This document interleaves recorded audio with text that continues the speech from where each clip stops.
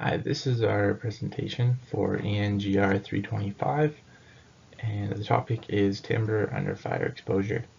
Our group is Carson Stoffer, Matthew Warden-Stibbs, Kasra Razuli, and Mitchell Ramble.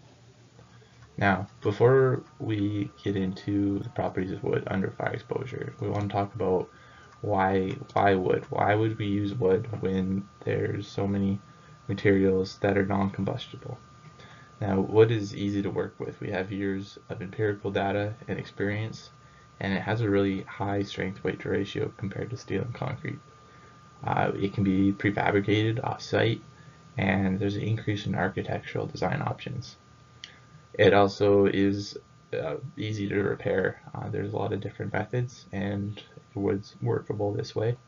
It has high value, it's renewable, and it acts as a carbon sink. We want to be able to use wood rather than concrete and steel because the environmental impact of steel and concrete is much higher than that of wood, which is why we need to use it a lot more in construction. Steel and concrete use a lot more energy, they produce a lot more greenhouse gases, more pollutants, they cause more water pollution, produce more solid waste, and use more resources than wood does. When wood is subjected to elevated temperatures, it burns, leading to a process of thermochemical decomposition called pyrolysis. This is also accompanied by mass loss and the formation of a charred outer layer. This charred outer layer is rich in carbon, limiting the oxygen supply to the inner layer and acting as a thermal insulator. The charred outer layer does not retain any of its structural integrity, while the inner layer retains nearly all of its structural integrity, approximately 85 to 90%.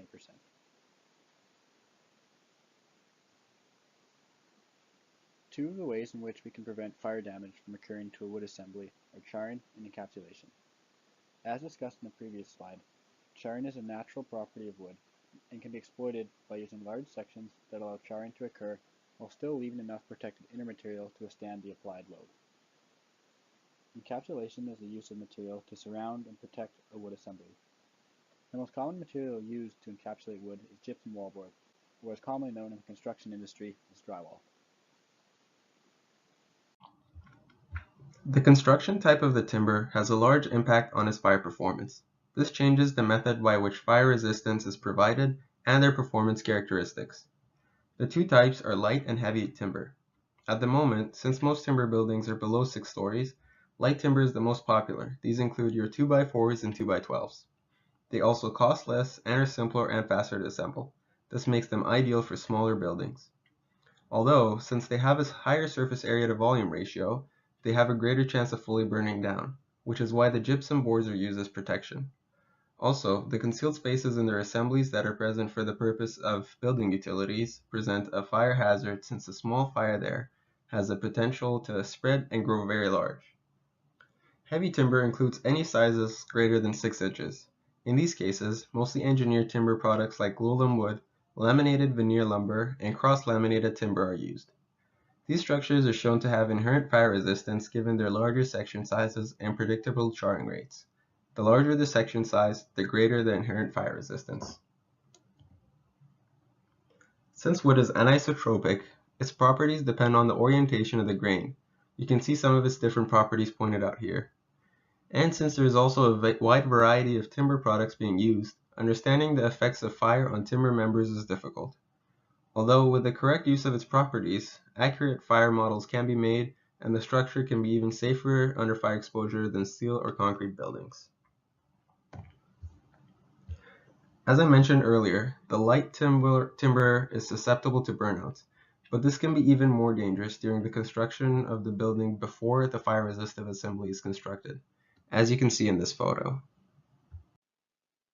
The major determining factor in the overall fire resistance of a wood structure is the performance of its connections. Experimental results have shown that timber connections are extremely vulnerable to fire and will often be the first component to fail in an assembly. When these failures occur, the results can be drastic and the entire structure may be affected. Wood-steel connections are the most common type of connection, and the differential expansions they experience are the root cause of many failures. For light timber connections, this can be avoided by using wood joinery connections, However, for heavy timber members that option is often not technically feasible. Recent changes in building codes now allow for wood buildings to be constructed up to 6 stories high without the requirement for special permits in certain jurisdictions. The world's tallest wood building, UBC Vancouver's Brock Common student residence, finished construction this year and is 18 stories tall and reaches 53 meters in height. It is the first mass wood, steel, and concrete hybrid project taller than 14 stories in the world and exceeds both required fire ratings and seismic requirements. At a NRC research lab in Quebec, they completed an experiment on a cross-laminated timber stairwell with an attached apartment. This was to test that the stairwell would be able to be safe after 2 hours of intense fire exposure. In between the stairwell and the apartment, there were 2 layers of gypsum panels. This was to prevent the fire from moving from the apartment into the stairwell. They did this test on a stairwell because in a fire, that's the most important part of the building, so that all the occupants can get out of the building safely and in the right amount of time. So the fire was lit and they extinguished it after 2 hours. The results suggested that there was no effect on the structural resistance of the shaft. The apartment was heavily damaged. However, in a real situation, the occupants would have been able to exit the apartment and move out of the building down the elevator or stairwell shaft that was undamaged. And the stairwell shaft didn't even show any signs of smoke, and the temperature hardly increased in it. So overall, this experiment was a success in showing how cross-laminated timber used with gypsum could resist fire. So in summary, mass combustible wood panels such as cross-laminated timber, goulam beams, and laminated veneer lumber provide formidable resistance to fire due to their volume and mass. Smaller, typical stud frame walls must be encapsulated using gypsum or other materials to prevent the spread of fire. If we combine these with fire safety systems like sprinklers, fire escapes, gypsum boards, wood can provide a resistance that is equal, if not superior, to steel and concrete. And it is not how a building performs is not a factor of the materials used, but of how the building is designed and constructed.